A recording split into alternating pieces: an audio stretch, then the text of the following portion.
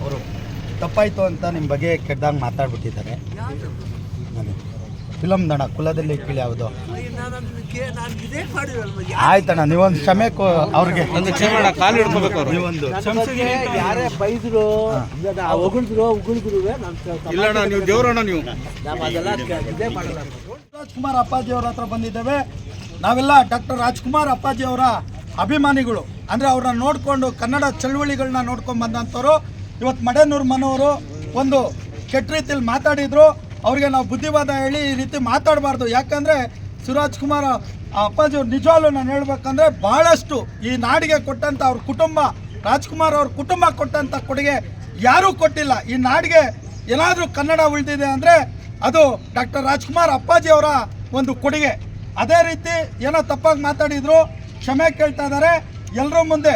ಯಾಕೆ ಅಂದರೆ ನಾನು ಮಾತಾಡಬಾರ್ದಾಗಿತ್ತು, ಅವರು ಬೆಳಿಬೇಕು ಅನ್ನೋ ಆಸೆ ಇಟ್ಕೊಂಡಿದ್ದಾರೆ. ಅಣ್ಣ ಶಿವಣ್ಣ ಅವರೇ, ನೀವು ದಯವಿಟ್ಟು ಅವ್ರು ಕ್ಷಮಿಸಿ.